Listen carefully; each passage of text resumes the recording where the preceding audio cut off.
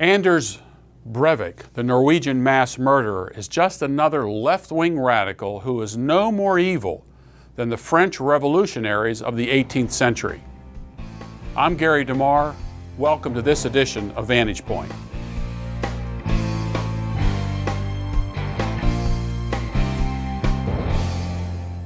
People around the world were horrified when they heard about the Norwegian murders at the hand of Anders Breivik.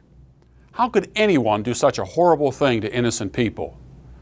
Breivik is arguing that he did it for the good of Norway and the broader European nations.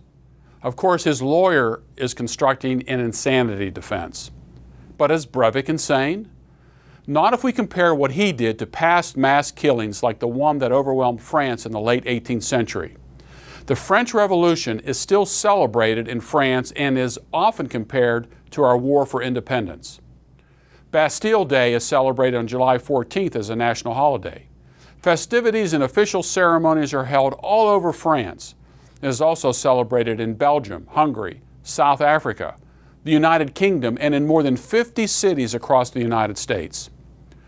The murdering mobs that attacked the nearly empty Bastille believed their actions would bring about a better France, similar to what Breivik envisioned for Norway when he gunned down innocent children at a camp. The storming of the Bastille was a catalyst for what became known as the Reign of Terror. French society underwent an epic transformation as feudal, aristocratic, and religious privileges evaporated under a sustained assault from left-wing political groups and the masses on the streets. How bad was it? In a 2-year period, estimates put the number of deaths between 16,000 and 40,000. Did you get that? 16,000 and 40,000 French citizens were killed in the name of a better France, and nations around the world celebrate this slaughter today. Here's an example of French revolutionary violence that makes Breivik seem like a piker. When King Louis XVI was confronted by a mob, he ordered his more than 600 Swiss guards to surrender, hoping that his act would dissuade the mob from attacking. It didn't work. They were all savagely murdered. The mobs ripped them to shreds and mutilated their corpses. Women lost to all senses of shame, said one surviving witness, were committing the most indecent mutilations on the dead bodies from which they tore pieces of flesh and carried them off in triumph. Children played kickball with the guards' heads. Every living thing in the royal palace in Paris was butchered or thrown from the windows by the hooligans. Women were raped before being hacked to death. The Jacobin Club demanded that the piles of rotting, defiled corpses surrounding the royal palace be left to putrefy in the street for days afterward as a warning to the people of the power of the extreme left. The bestial attack, it was later decreed, would be celebrated every year as the festival of the unity and indivisibility of the Republic. It would be as if families across America delighted in the annual TV special, A Manson Family Christmas. This is taken from Ann Coulter's book, Demonic. In time, the so-called just cause of the revolutionary mobs got out of hand and people began to notice. During the Reign of Terror, extreme efforts of Dechristianization ensued, including the imprisonment and massacre of priests and destruction of churches and religious images. An effort was made to replace the Catholic Church altogether with civic festivals replacing religious ones.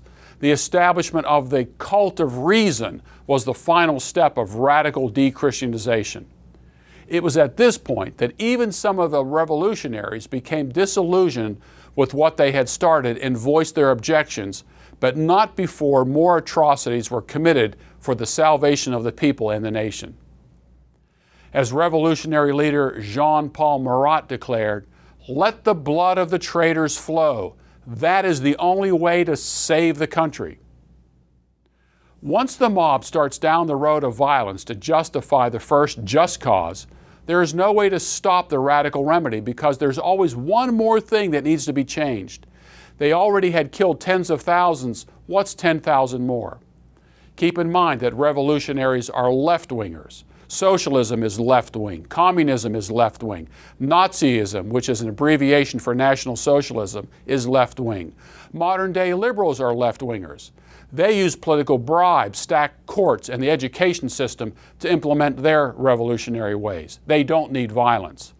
Today's liberals understand the connection with past revolutions so well that they now call themselves progressives. When you hear progressive politics, think left-wing, think socialism, think revolutionaries. The radicals of the 1960s were left-wing ideologues who had a truckload of just causes that led them to mob violence, blowing up buildings, and the call for the violent overthrow of the system. Defenders of the French Revolution tell us that it was these just causes that legitimized the actions of the mobs. Breivik believes his actions were justified given what he saw happening to his nation. He is no more insane than Robespierre and the members of the Committee of Public Safety, where when they implemented reprisals against anyone who was a counter-revolutionary. The future of Norway, like the future of France, was on the line, and Breivik believed he had to do something to save his fair nation. Like the French Revolution, a lot of innocent people had to die to get the attention of the people and the government. As Lenin is reported to have said, if you want to make an omelet, you have to break a few eggs. Leftists want to smear conservatives with Breivik's atrocities.